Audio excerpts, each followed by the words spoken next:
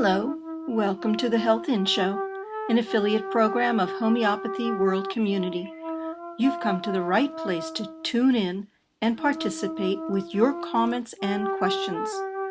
Love is the greatest healer of all, but sometimes, in order to change our emotions, we must take action in other spheres of our lives. We speak with experts in alternative and complementary health fields and hope you will benefit in some small or great way. Remember, you are wherever your thoughts are. Make sure your thoughts are where you want to be.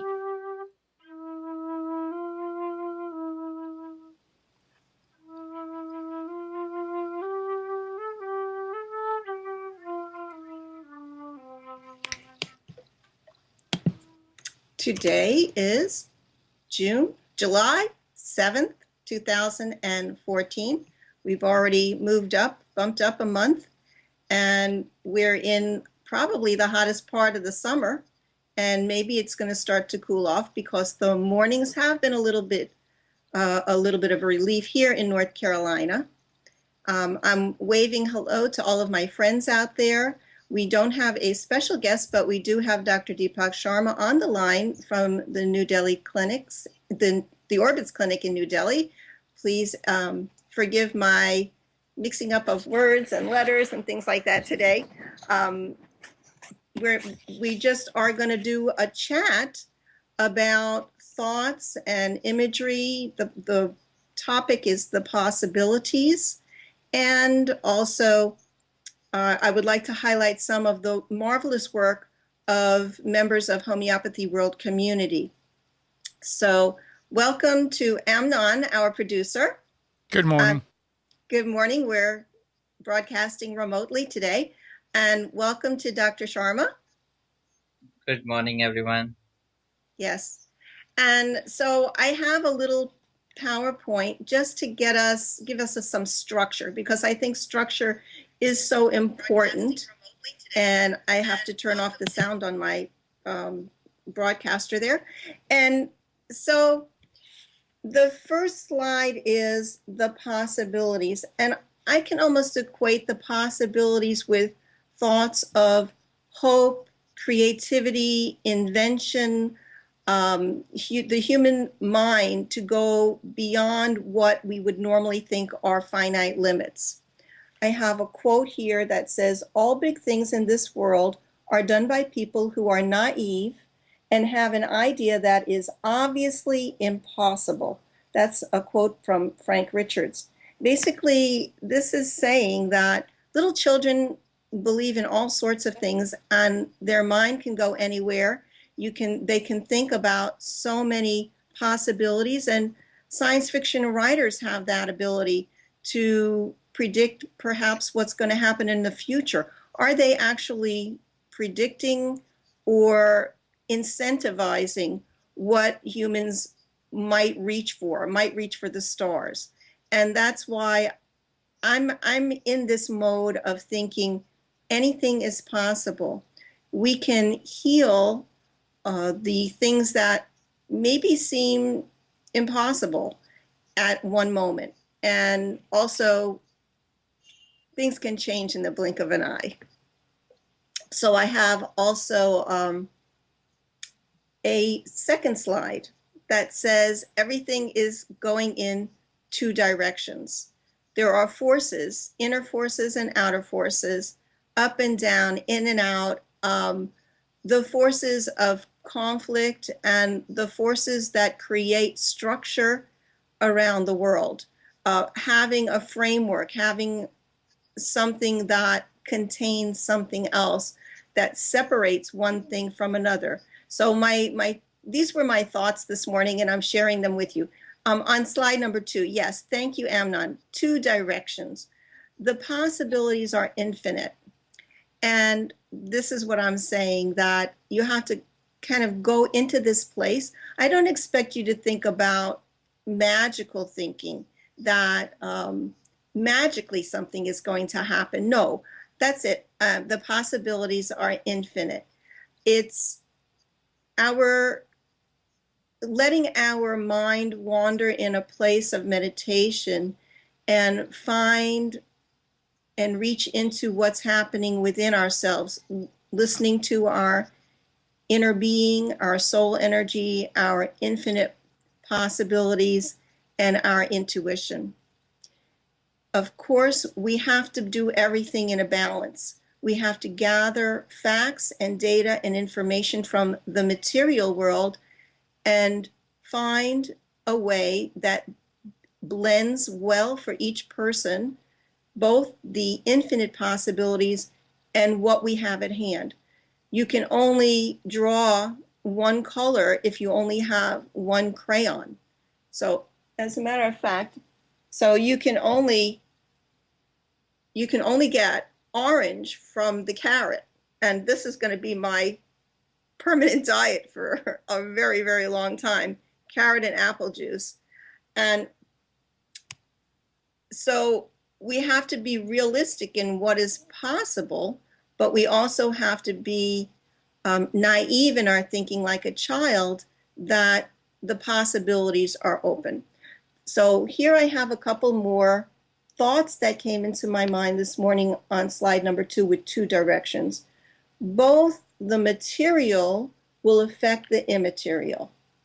What has not been created yet or is just in the spiritual realm yet is defined or changed or affected by the immaterial, what we think. And that is absolutely proven true because people who have a positive attitude about life will be more joyous and their outcomes will be more positive just by thinking good. And as a matter of fact, I think thinking good is, thinking good reflects on doing good. So we have the possibility with all the substances in the world to take those substances and abuse them and do evil or bad things with them, inappropriate things with them, or we can take them and if our intention is so good, then, and like minds also find the intention is good, then the usefulness of that object or substance will be good. We don't want to abuse and overuse our environment, the resources in our environment, both our inner environment, our bodies, and our external environment, the world that we live in. So, you know, I'm just talking off the cuff here, folks. You're just listening to me rambling, but this is something kind of like a speaking meditation. So the other part about the material, the outside world, create a framework, create a living space that is conducive to peace, peace in your body, peace in your mind, peace in the neighborhood, peace in the community.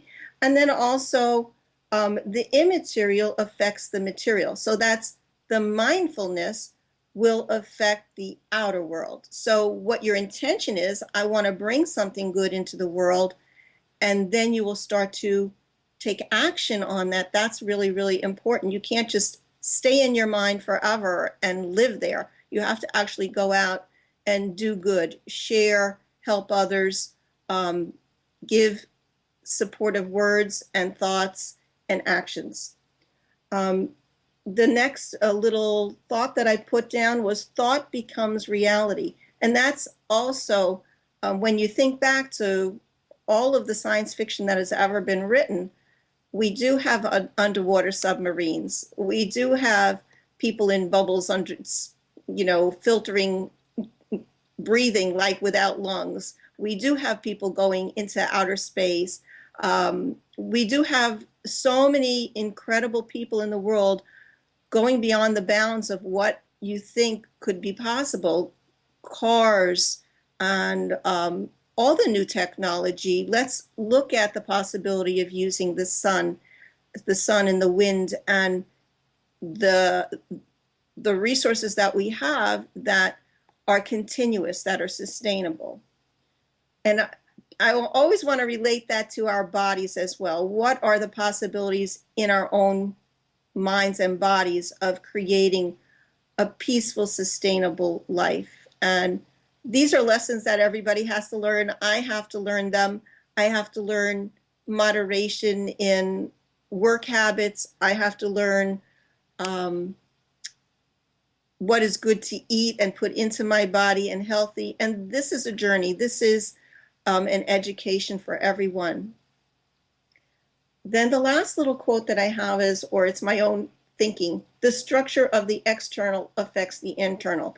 And what I meant by that is without structure, we do have Hi, Dr. Knox chaos, here but from we also have the infinite TropicalPainRelief.com. possibility of what can come out from that primordial soup or that unstructured cell. Okay, do we have any comments or something to add, Amnon or Dr. Sharma? No, nothing. Nope. Yes. Okay, so I wanted to give an illustration of this, and that is on slide number 3. When we read about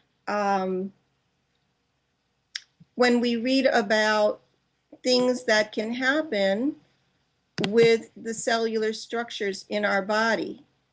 And a lot of people say that you are stuck with your DNA, you are bound at time, some speck in time for something to trigger. It's slide number 3, where it says changing our genes. Amnon? Sorry. Okay, that's okay. We're going to get to Kent in a minute. So on slide number 3, it says changing our genes. Breast cancer cells growing in 3D matrix revert to normal. This phenotypic reversion accomplished by applying compressive force. And what I would like to do is on these slides, I provide a link to the original source, and that then you can go there and do some studying and learning and finding out what exactly this is all about.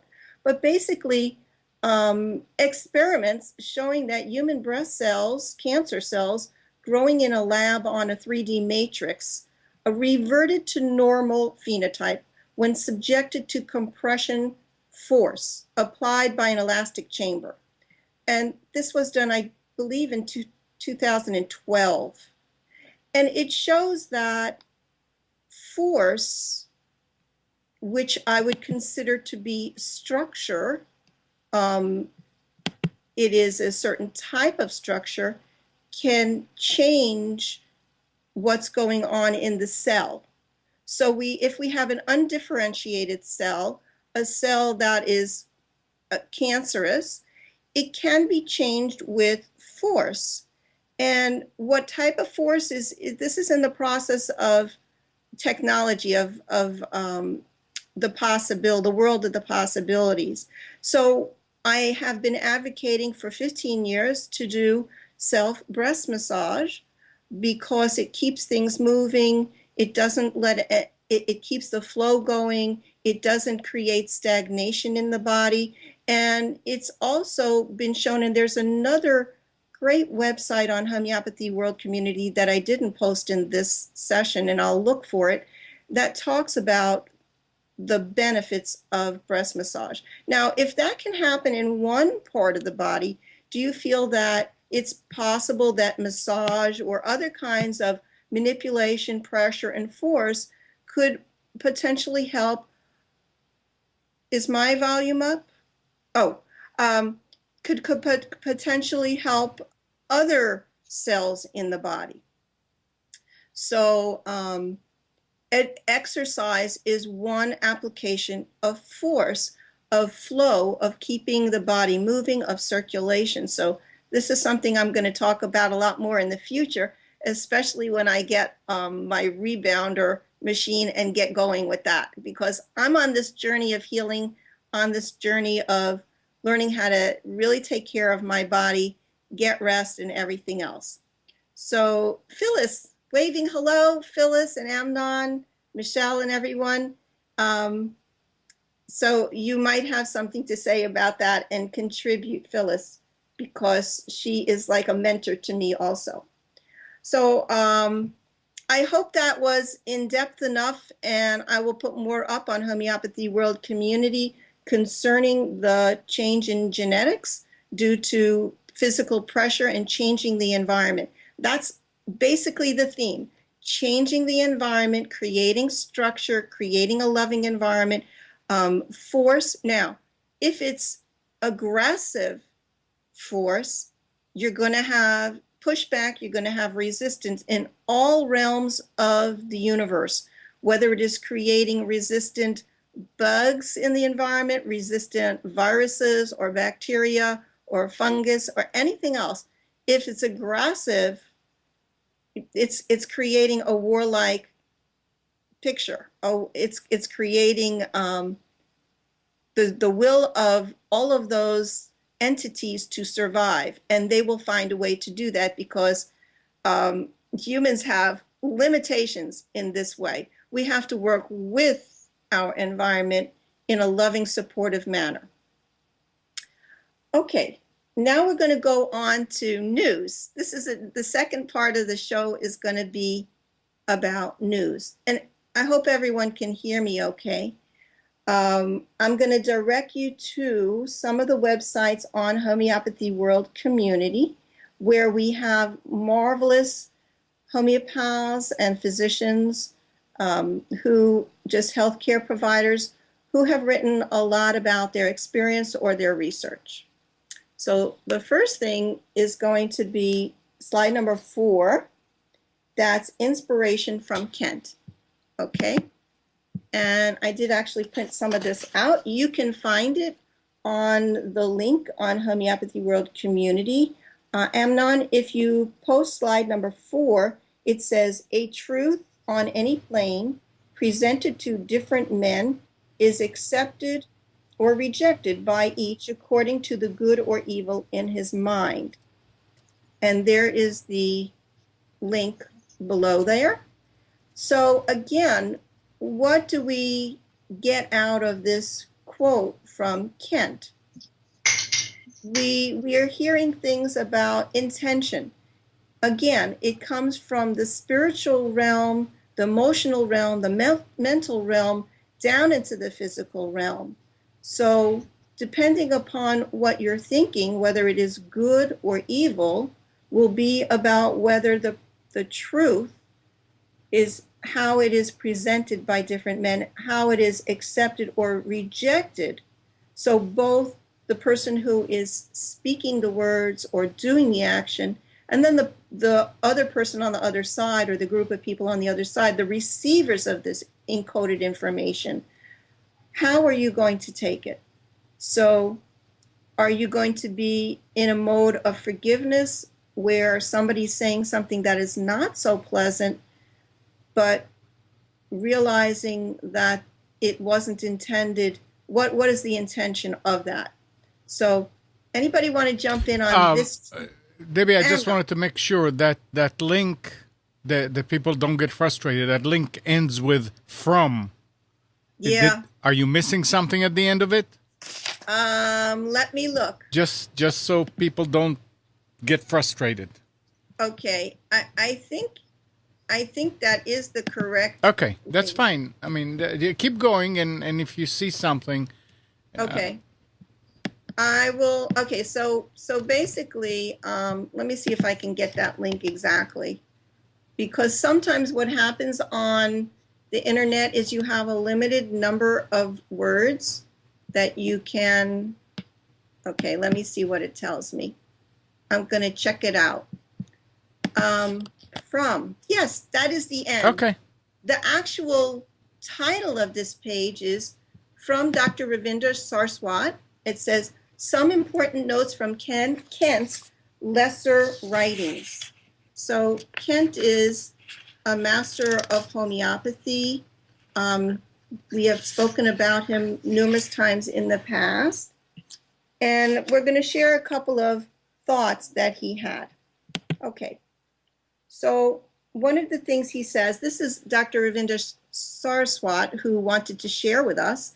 He says, a few precepts from Kent's lesser writings, and see what you think about these. You cannot divorce medicine and theology. Man exists all the way down from his innermost spiritual to his outermost natural. And again, this is kind of saying, in other words, the basic theme of we're not just purely a material world. Our being is not just material. We come from spirit down these different planes until we become solid, the material. And so because we are composed of these two parts that cannot really be separated, we cannot separate in medicine, the practice of medicine, the theology, the spiritual realm from the medicinal realm of pure drugs. So that is where homeopathy is such a higher level of practice, because it works with finding the essence of the substance and matching it, individualizing medicine to the person and their symptoms. Then the next one he has written is: a truth on any plane presented to different men is accepted or rejected by each according to the good or evil of his mind. So again, our mind, our mindfulness plays such an important role. And if we can really get into the mind and know that it is the ruler of our body, not to let emotions take us far away, but really understand what we have at hand in front of us, and let our mind be the decision maker to help rule our body. I think, does anybody have a comment about that? Any statements on websites that some herb or nutrient will prevent flu or cold or cancer is against the Patriot Act, and the one giving the advice is threatened with arrest or prosecution.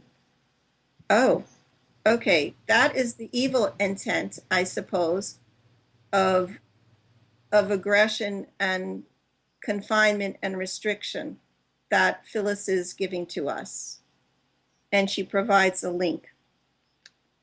Kent, again, in his lesser writings, says the external man is but an outward expression of the internal. So the results of disease symptoms are but the outward expression of the internal sickness. How true is this? And, you know, I believe that our Creator God gives us infinite possibilities every single day, infinite chances to get in touch with our inner self, something that we want to rationalize away, repress, push away, not accept. But I suppose if everyone did a few minutes of meditation each day, then we might be able to get in touch with that. And it comes to the point of signs, outward signs that we cannot ignore, that we must take action on. But even those little signs that were nudging us, we need to take action on them as soon as we can, as soon as we realize that they're important. And so let me read that one again, because it's really a beautiful statement. The external man, and that's men, women, children, is but an outward expression of the internal. So the results of disease symptoms are but the outward expression of internal sickness, which means at the core, in order to make a repair, to heal, we need to heal the internal sickness in order for the external sickness to disappear, to be annihilated, as Dr. Samuel Hahnemann would say. Kent says, everything is harmoniously working in the well man. Consider the man, heal the sick. And that really goes back to the first aphorism from Dr. Samuel Hahnemann, is our highest mission is to heal the sick. And of course, we take every consideration into doing that. Anyone want to call in and talk to me? Anyone want to say something about these words? Amnon, there is you can call to Computers 2K Voice on Skype, or if you're in the United States, 919-518-9773. So I'm continuing on, and in a little while we'll move to some more articles on Homeopathy World Community. If you lose the attitude of mind which seeks the good of the patient, you will lose your homeopathy. And so these are for folks who kind of lose their path. And many physicians today are having new outlooks, new approaches to healing their patients, realizing that perhaps drugs and side effects can be devastating to the body.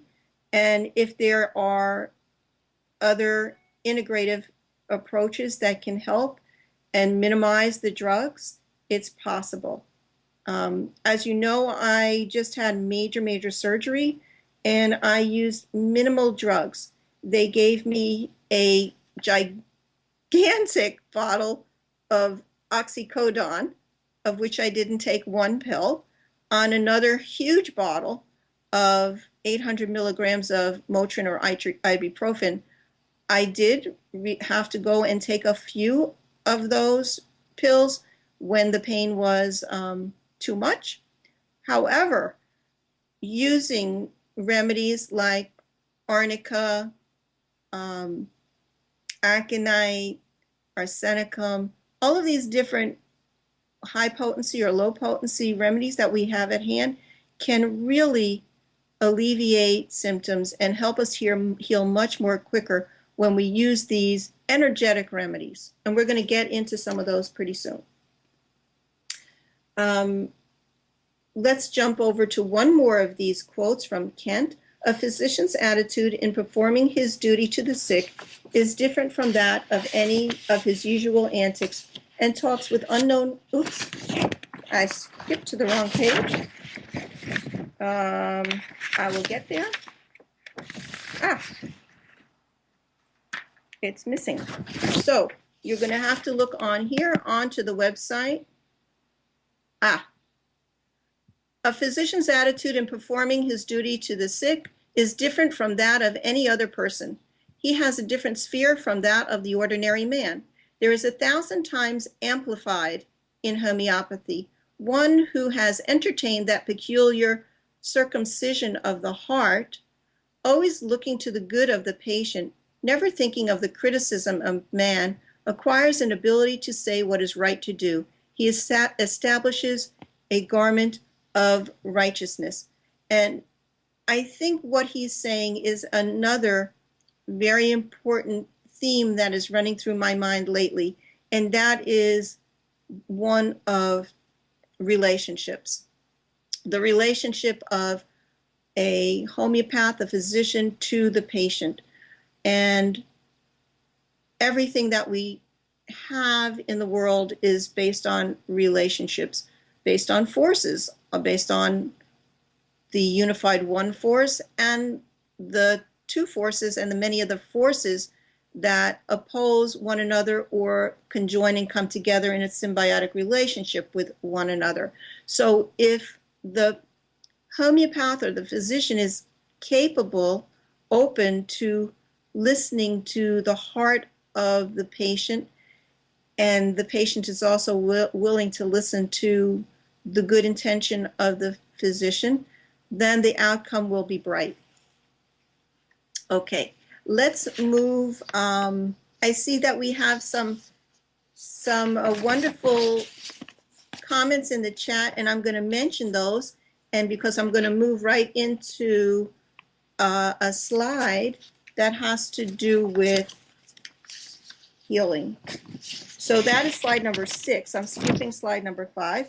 Slide number 6 is pre-operative and post-operative medicines.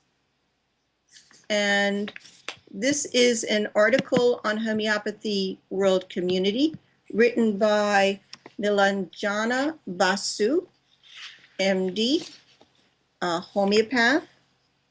And she says, before any surgical operations, the use of various homeopathic medicines are useful. Here we have in the chat Phyllis is mentioning arnica and hypericum after surgery or dental work.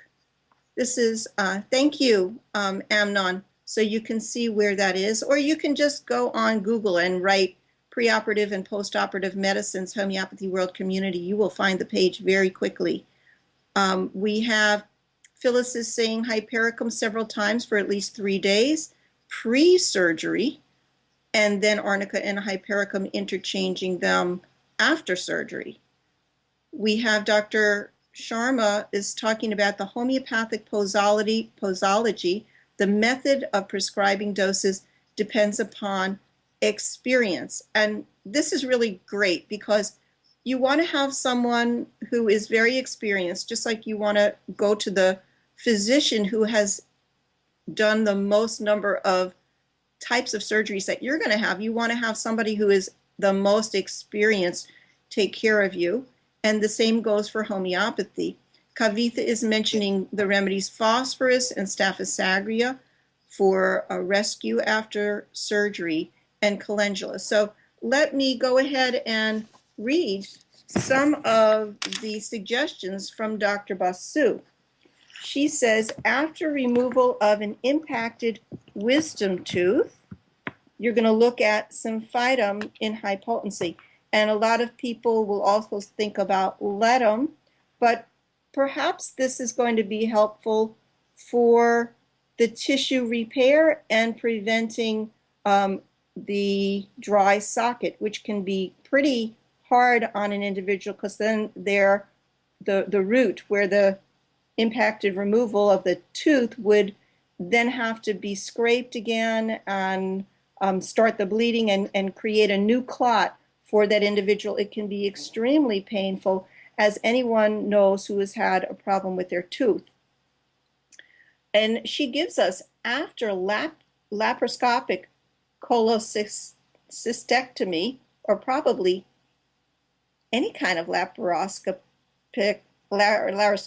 help me with that word, laparoscopy, she gives a remedy that I never thought of. She says Electricitas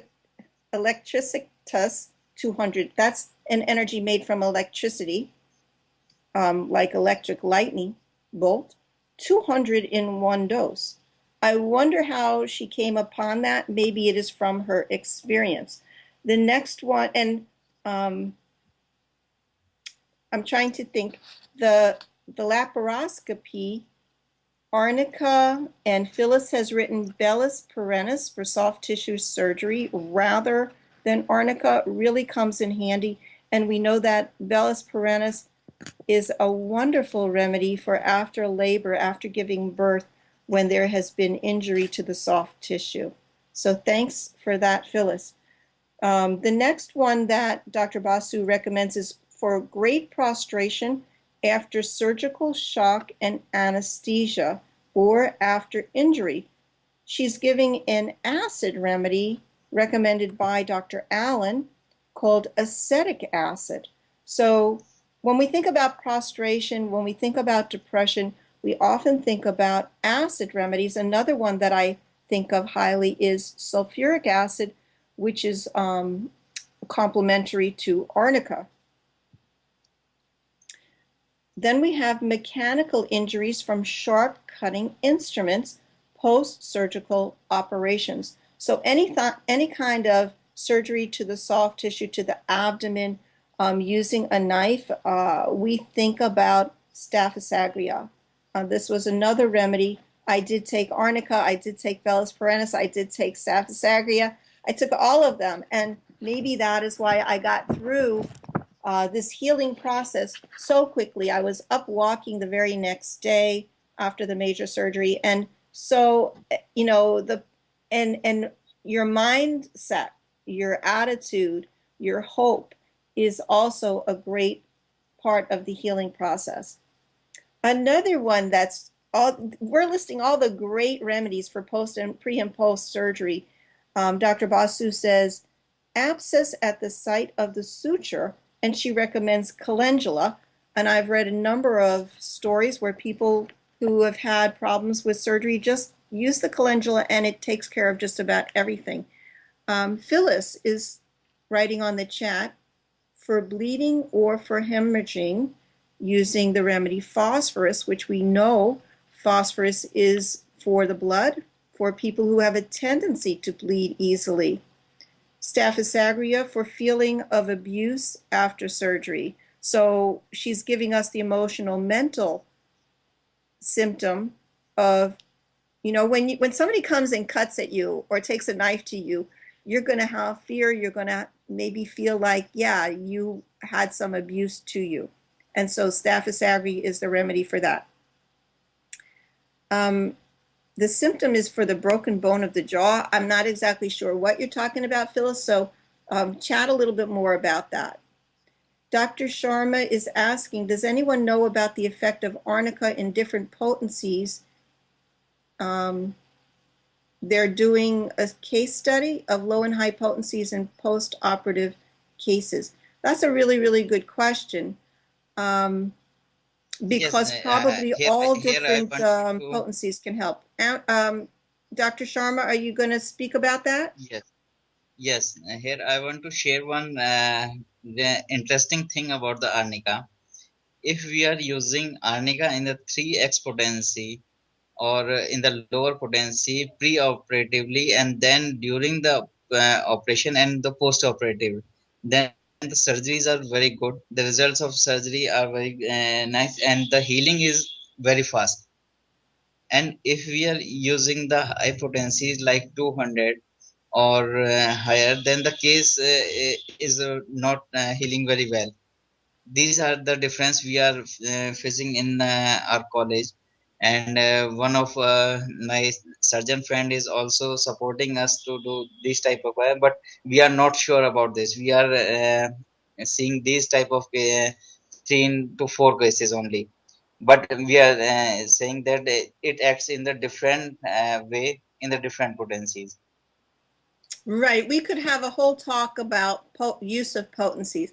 And typically Yes. what we do is if you're using a high potency, as Phyllis is reporting here, 200, 1M or 10M, you're not going to be repeating them often. You're giving one dose and allowing that high potency energy to work. Whereas with Yes, the but lower are potencies, not you can repeating repeat them the doses. every hour. And this is something that I am also doing.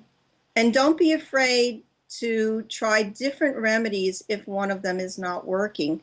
And obviously, always get your advice and your guidance from a physician, a homeopath. Okay. So calendula, she really supports the use of calendula. Dr. Basu says to promote healthy granulation and prevent excessive suppuration and disfiguring scars. Think about calendula. So typically we have remedies that we think about for scar tissue, the mustard seed and silica, and now calendula can help with this healthy granulation. And I'll tell you, it is working absolutely fabulous, all of those. The next thing that she says is neuritis from lacerated wounds. And she talks about hypericum. Why? Because hypericum is the remedy for the nervous system, for the nerves, for injuries to sensitive areas, like if you hit your funny bone, or if you take a hammer to your thumb, or if you kick it. Has anybody ever bumped their toe into the corner of a chair or a table? Ow! I mean, I think everybody in some time in their life has done that, or slammed their finger in a door. You're thinking immediately about that shooting pain of hypericum. And so neuritis is talking about the nervous system from, I don't know whether the nerves have been touched and nerves have been injured or cut, but she specifically says lacerated wounds using hypericum perf. Another one dealing with neuralgia of the stump from an amputation. Very fascinating. I wish I could run upstairs and I've got some allium cepa, some allium plants, the most beautiful plant, and used in our cooking, and it is used here, she says, for neuralgia of the stump after amputation. So who would have thought that the little onion plant would be so helpful? We have some more chat. Phyllis is saying Staphylococcus aureus for pain that is not being handled by the Bellis or the arnica because the person is upset about what happened to them because something is removed when they were not expecting it, and now they feel ashamed of removal of the organ or the limb. She is also saying that calendula for healing of the punch biopsy is important. Fascinating. So anyone who has just, well, so I'm usually thinking, Phyllis, about a puncture wound using ledum, but you're saying here calendula can also come into play. Phyllis says hypericum is used first to prevent infection before the uses of calendula ointment. So again, we have many options in homeopathy. We have internally taking them orally, we can do it by olfactory and smelling it, and we can apply these remedies on the skin, which absorbs these healing ointments and creams and gels. What else we have a lot of stuff going on in the chat here. Thanks so much, everyone. Calendula will seal the wound and may seal bacteria into the wound area. But if you take it internally, I think it's okay. So yeah, we want to constantly clean and cleanse an external wound if there are any kind of matter that's stuck inside there. We want to keep it free and open so that it can suppurate and eliminate it. But internally, I think it would be okay. Dr. Sharma is saying try ledum palustra in pre-operative cases for the reason of anesthesia by punctured spinal injury. That's interesting. So even before you've done, like if somebody is potentially going to have spinal meningitis and they have to have the spinal tap, so to use the ledum as a prophylaxis to any kind of injury. Okay, let's continue here, and then maybe I'm almost finished with Dr. Basu's recommendations and suggestions. After several injections, okay, so here she did tell us about ledum palustra. Use that, and don't forget your ledum for insect bites and also for tick bites. Get the tick off immediately and use the ledum to prevent Rocky Mountain spotted fever or the other diseases that you can get from ticks. So I'm trying to help me out, folks. I'm not remembering the disease that you get from ticks. Lyme disease. Lyme disease comes also from ticks. Okay, the next thing is interesting. Cannot pass urine in the general ward, and there are. So she's got two of them. One is Natrium muriaticum. So we know that Natrium muriaticum personality types are fairly closed and like to keep to themselves. And so if they're inhibited about urinating in public, then Natrium muriaticum, probably a low dose would do just as well as a high potency. And then she gives us another one, cannot pass the stool in the general ward, which would be Ambrogresia, which is also a very inhibited personality type and doesn't like to display or complain or talk about their problems. This is really fabulous. And then the last one is tympanitis or help me out with this pronunciation, folks, colic. Colic after operation, she says, Staphylococcus aureus. And I've covered all of those. Now, just because I've covered the remedies that she has provided to initiate and start a conversation, I want to tell you that we've had over 1,000 views to this particular article, and so many other folks, Dr. Rajneesh Kumar Sharma, MD, has provided information, and others Dr. Ravindra Sarswat has provided some more tips and hints. And so there's like 2 pages of good stuff on there. Okay. We're on to the next slide. Pain in the coccyx region. I'm going to call that pain in the butt, or you give me a pain in the butt, and without saying pain in the, you know what. So coccyx pain, this is slide number 5. Coccyx pain, which is the tailbone, can frustrate patients and significantly impair quality of life, but relief is possible. Slide number 5. Going back. Okay, let's see what he says about, this is a story. This is a story from Khurram Anand. And if I have time, I'm going to read you the story. Okay, so he says, in the year 2008, my younger brother, who was 58 years old, was suffering from pain in the coccyx region. He consulted the family physician, had an x-ray, which revealed nothing. Nothing was taken. He advised, let's do some painkillers. The pain did not go away. He was not able to sit properly since it was painful. So he devised, his brother, that's Anand, devised a pad with a hole in it, so he was able to sit without pain. The coccyx region was matching the hole in the pad. He used to carry that when he drove his car, but he was not able to use it when he drove his 2-wheeler scooter. And he tried many remedies, Ayurvedic, homeopathic, allopathic, and everything was a failure. But Anand was studying the Dr. Segal method of homeopathy and started to analyze the mental indications. He asked him, what does he think about his ailment?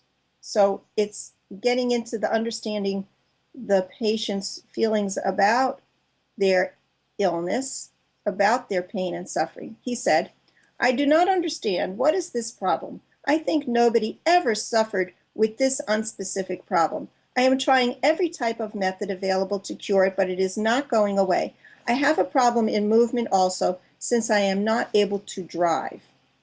So Anand asked him, what about homeopathy? He said, his brother answered him and said, I tried arnica, hypericum, ruta, that's another one we didn't mention, by the way, and other painkillers. I studied in some booklets on homeopathy. My homeopathic doctor is trying, but she is not successful for 6 months. Why don't you try, since you are also studying homeopathy? So Anand said he started thinking about this and started jotting down some rubrics in the mental state. He used the synthetic repertory in the mind section and looked under mind perseverance, and there's a whole list of remedies there. Mind desire for light. I don't know why he chose that. It's one that's often selected in the Segal method. He said mind, he had a delusion as if he was seized. And I don't know how he came upon these as the selected symptoms, but he knows his brother the best. And so he said, my brother is a very dynamic person in the family gathering. He steals the limelight with his usual antics and talks with unknown guests as if they were old friends. So he added another remedy rubric, mind desire to be magnetized. And then he said, I could not think of anything at the time and decided to try phosphorus.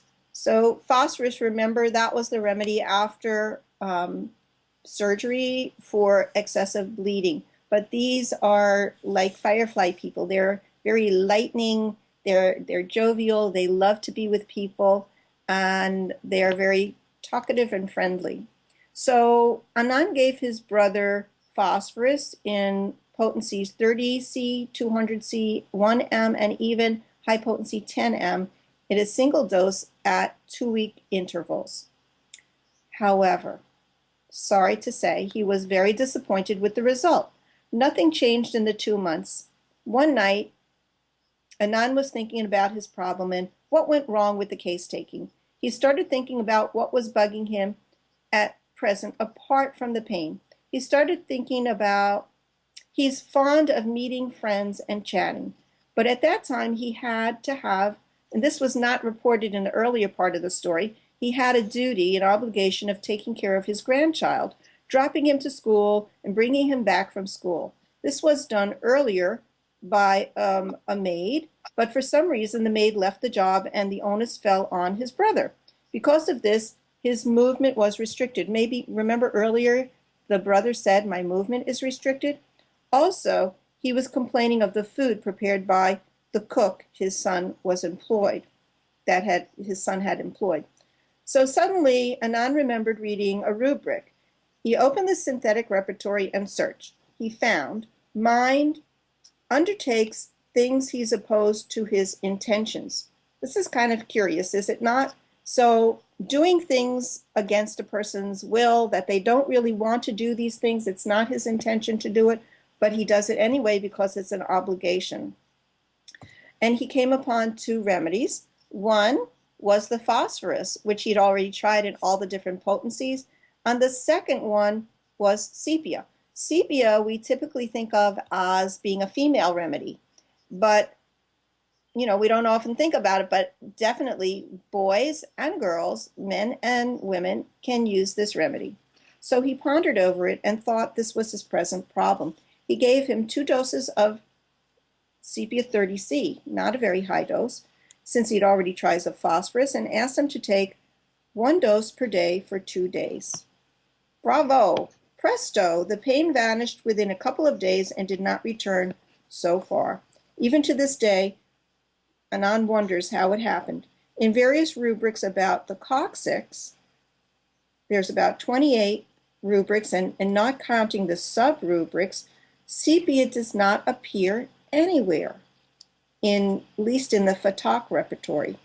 Somewhere I read Dr. Kent saying, a strong mental often cures even if the remedy is not indicated by particulars. So he ends this story with Hail Homeopathy. And again, I don't want to leave off the end of this story because there's so much more to learn. And again, if you search on the internet, pain in the coccyx region, Homeopathy World Community, or go to the link that's provided, you will find Anand's story. And below that, this particular article has seen almost 4,000 views, and we have more contributions by Dr. Ravinder Saraswat, all about pains in the coccyx. And I think there is a marvelous by Sajada Kram, one of the homeopathic doctors on Homeopathy World Community, where he has inserted into his repertory 3 different rubrics, and sepia comes up first. He put up pain in general, bending forward ameliorates, and pain in the coccyx, and sitting aggravates. Those 3 rubrics brings up for him sepia as the #1 remedy. So I think it's marvelous, and you can see the results of that repertorization with all the other sub remedies that come up afterwards. I'm doing all the talking here. I hope it's been fun. What did I have? I think I covered all of my slides. Let's see. Yeah. So my recommendation is to go to Homeopathy World Community. Look at, just surf around in there. Find some really awesome articles and stories, recommendations, tips, and hints. Give me a call if you have anything you want to talk about. And now let's just finish up with a couple of the last slides. And if anybody wants to say something to me the last 5 minutes, I'm here. Homeopathy, the minimum dose. This is slide number 7. The suitableness of a medicine for any given case of disease does not depend on its accurate homeopathic selection alone, but likewise on the proper size, or rather smallness, of the dose. Therefore, we cannot, although it's good to use whatever you have on hand in an emergency, we need to also educate ourselves about the posology and the potency. How much is really going to be helpful? What will, what in that particular situation be the appropriate amount of the remedy? Slide number 8, the Organon of Medicine, aphorism number 4 says, he is likewise a preserver of health if he knows the things that derange health and cause disease, and how to remove them from persons in health.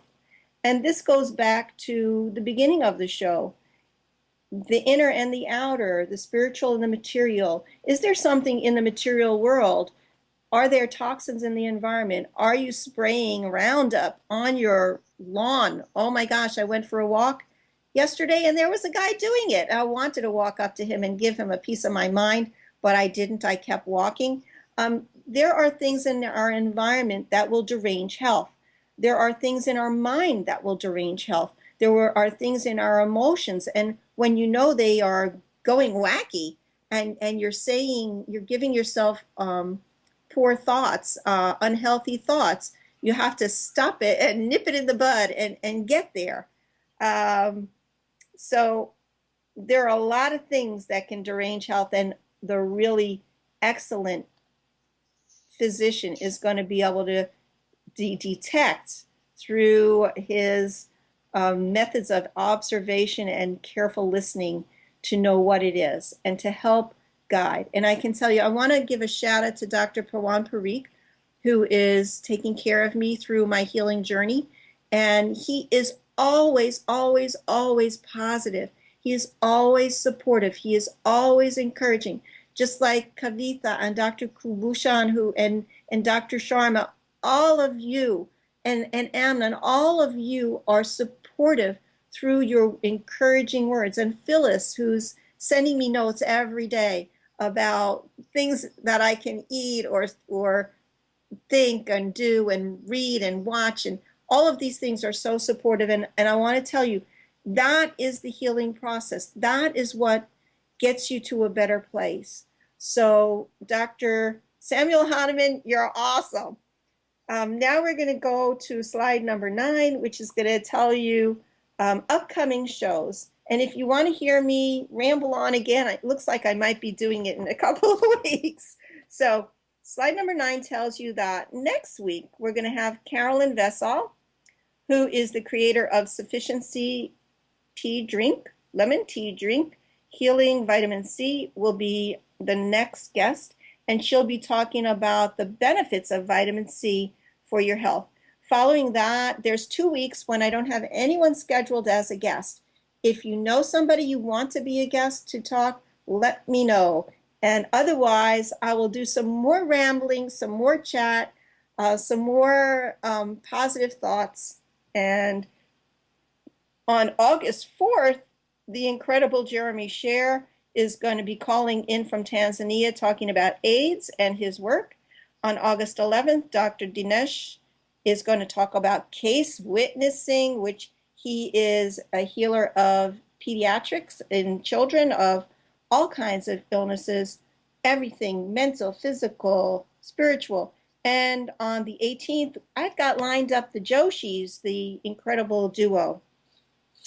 You can find out more about Homeopathy World Community on slide 10 by going to homeopathyworldcommunity.com. You can join us on facebook.com, Homeopathy World Community. I will let you know that I'm not going to be as active there as usual. Amnon, we're on slide 10, and I'm also, you're there? Yeah, it's. Remember, you're watching it on the. Oh, I've got the delay. Yeah, so don't worry about it. Everybody, we're on delay mode. That's okay. So, if you go to Facebook and look for tons of posts and stuff by Debbie, you're not going to see them, because part of my healing journey is knowing that I can't be on the computer 24/7 anymore. Instead, I'm going to be drinking juices and doing enemas and going for walks and doing meditation and other things. Alan Phillips, he continues to do the Vaccine Rights Show on Blog Talk Radio, even though I don't do it anymore.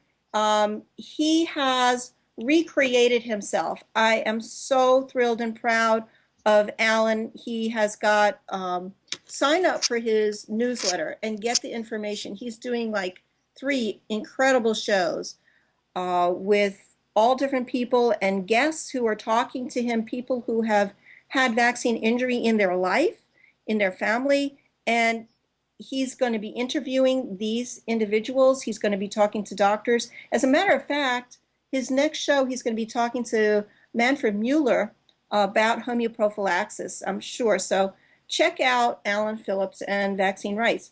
That's going to be probably tonight is going to be his show on Blog Talk Radio. Wednesday, forget Wednesday. I have it. This is an old slide. I'm not going to be doing Wednesday, but I will be doing Monday. And then finally, NissanCommunications.com. You can see all of our archives at this location, NissanCommunications.com. Along the column on the left-hand side of the page, underneath Home, you can click on channels when we're going live. You can click on Watch Live, or you can go to the archives, and you are provided these programs, all of going on 3 years, definitely on audio, and some of them are still on video. That's it. And if you want to learn about what's coming up with the Health In, there's a group on Homeopathy World Community. My good friend Marilyn Shannon will be doing a show at 1 o'clock today. Is that right, Amnon? That is correct. Right. And she's going to have her guest is going to be her mom. Mm-hmm. Lori is going to talk, and they're going to just do a chat, and it's going to be a lot of fun. Does anybody have a shout out for me? Does anybody want to say anything? Call in at the last second, or Amnon? You're going to beat it. I'm going to beat it. Yes, if I will tell you that I do have endometrial cancer. It is a process of healing and gathering information and making hard decisions and learning what is available out there, both allopathic treatments and integrative medicine and homeopathy. Homeopathy, guys, really, really works. And thank you so much to Phyllis, Dr. Sharma, Dr. Kubushan, Rob, Amnon, and Kavitha, all of you. I'm sending you tons of love. And anybody out there who's praying, pray for all the people who need healing. That's where I take you. And so I will end with all big things in this world are done by people who are naive and have an idea that is obviously impossible. That's a quote from Frank Richards. So until next time, lots and lots of love. Bye-bye. Bye-bye, Debbie. And get well Bye. soon.